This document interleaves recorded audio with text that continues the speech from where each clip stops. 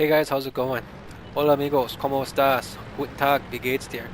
This is number 24 and I have a video for you today. Two gameplay videos, or two, I guess, battles in my Stug. The first one here is on an encounter battle on Mirovanka, I believe is how you pronounce it. Mirovanka, yeah, Mirovanka, whatever. Nothing, the games were good.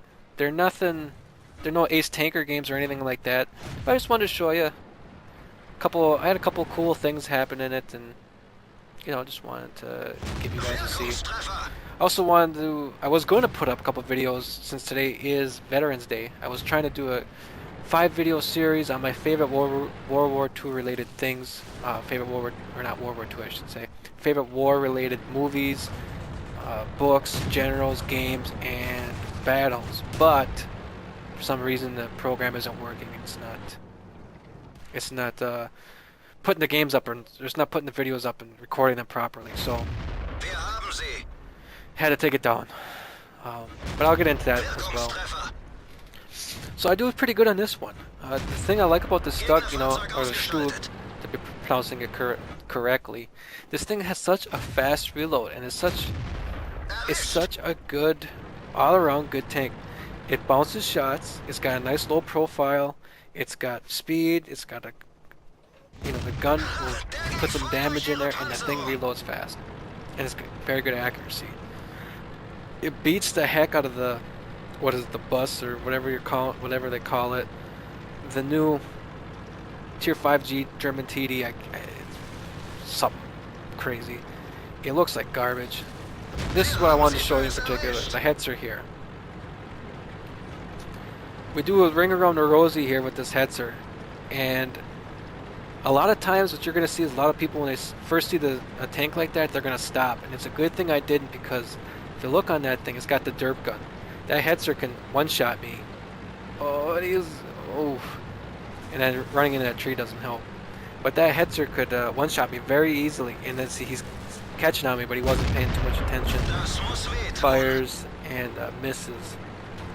So we're doing a ring around the rosy, trying to get help from my teammates, but they all go someplace else and leave me hanging here. I just thought it was pretty cool how we kept going back and forth, and eventually I get this guy, and see, he's still trying to move back, but he gives up. Right there, he just gives up. And one more shot and he's done.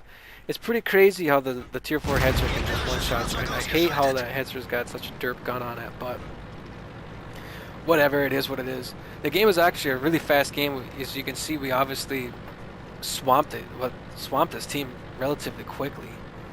I think the game was, maybe 3.5 minutes in? Going almost 4 minutes into the game so far. I think they're 15-minute games. Or start at 15 minutes, but whatever. I don't really pay too much attention to that. But anyway, I was going to get into my favorite movies, books, generals, games, and battles throughout history. Now let me see if I can try to get as much of it in as possible in this video and in the next one. First, my favorite movies. Number 1 is Patton. It's a 1970 movie starring George C. Scott. It just talks about, Patton during World War II. Second is The Longest Day. That is about D-Day. It's a 1960s movie. Third, Saving Private Ryan. You gotta have it on the list. Fourth is Band of Brothers, a TV show made by HBO in the early 2000s, I believe. And finally, 5 is The War. It's a documentary by Ken Burns, the guy who also did American Civil War. So that's the end of the first video. Let me get into the second one here. Okay, sorry about that, guys. We are back. Cliff Standard Battle, again, Stug. I do good on this one as well. I forgot to save the end credits, or whatever you want to call them, the closing screens. Oh, and I gotta change that real quick too. Let's see. So I'm sorry I forgot to save those things, but I wasn't planning on using these videos, because I didn't think, well, they're good games. I mean, these are the types of games that you generally have in the Stug. You can have games where you're just, 7, 8 kills, and you just do phenomenal. I mean, this tank can get you there. You can do that with this tank. It's pretty forgiving. But those games are obviously kind of not necessarily rare, but not quite as often. It's a solid, decent tank. you're gonna do it. The game that I just showed you, if you play the tank a little bit, you're gonna average those kind of games for the most part, and that's why I didn't really want to show it to you, because to me it was just like kind of an average game in this thing.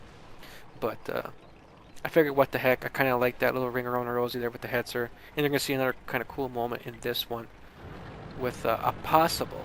I'm gonna give you a little bit of a spoiler here. A possible flying Stug. We'll see. This ELC up here, I knew he was keying in on me, and there's the hit. I knew he was just looking at me, but the thing is he doesn't realize that my gun can reload a lot faster than this can, and that's his downfall there.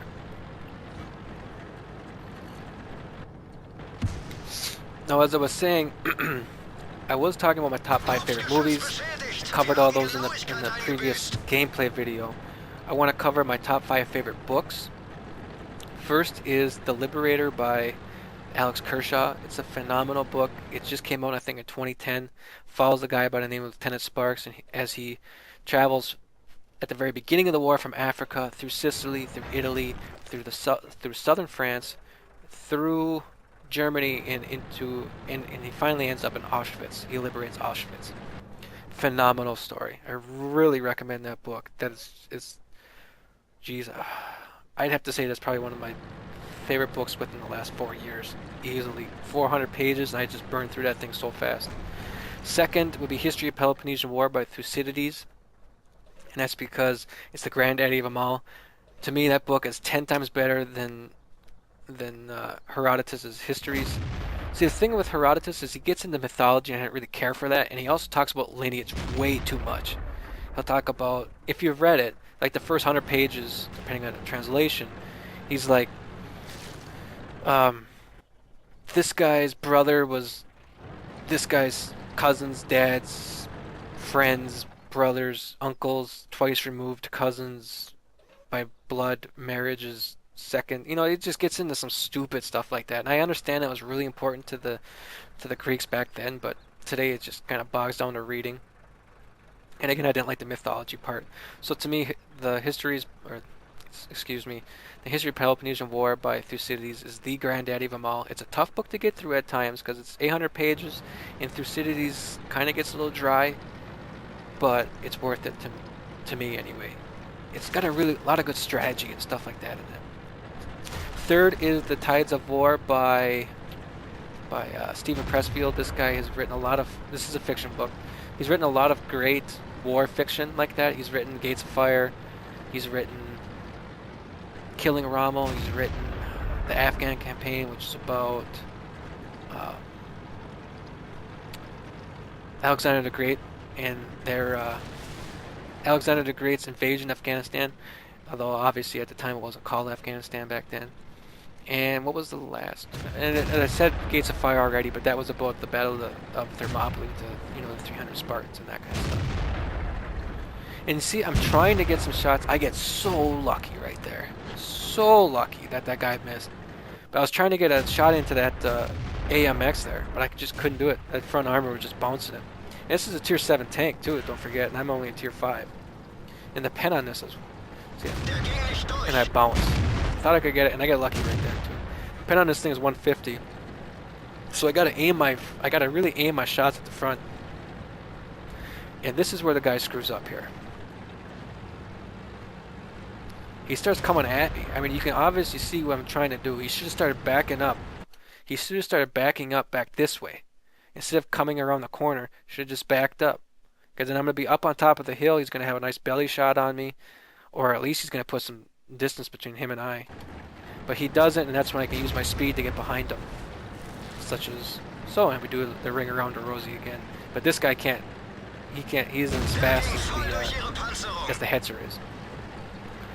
So that was number 3, was The Tides of War. Number 4, Unbroken, another great survival book of World War II. This guy was a B-24 belly gunner, I believe. The plane that ends up going down the Pacific. He's out at sea, I think, 2 or 3 months, or 1 or 2 months, with no food, no water. He ends up surviving. He gets captured, and he's part of a prisoner of war camp. And here's the flying Stug. Is it going to happen? Place your bets right now. How much you bet? 1,000 gold. Let's see what happens here. Up, up, and not fast enough. Not fast enough. But anyway, as I was saying, unbroken. The guy ends up surviving out at sea for like 2 months without food and water. He becomes a POW, and he survives the Japanese POW camps, which is an amazing feat in its own right, because those places were notoriously horrible. And yeah, there's one story in particular in there. The dude is in the life raft when he's out at sea, and a Japanese Zero starts shooting at him. He goes into the water to dodge the bullets from the fighter plane. And as he's under the water, underneath the life raft, he gets attacked by a shark. How crazy is that? The dude is under the water getting attacked by a Zero on top. He's dodging bullets in the water, and then he gets attacked by a freaking shark at the same time. That's just crazy. And number 5 is D-Day. This is also a phenomenal book. This is probably the first book I read that really got me into history and World War II in particular. It's by Stephen Ambrose. Ambrose does a very good job of really sucking you in, pulling you deep down onto the beaches of Normandy. Really makes you feel like you're on hold on, I'm trying to do too much. It really makes you feel like you're on Omaha in Utah. I think he also talks about the British at Sword, Juno, and Gold. But yeah, he does a very good job as well. As far as the generals, my top 5 favorite generals, top 5 favorite games, and top 5 favorite battles, well, those are going to have to be for another video. I ran out of time. Hope you guys like these gameplay videos in my Stug. This is a phenomenal tank. I've told you guys a million times how much I love this thing.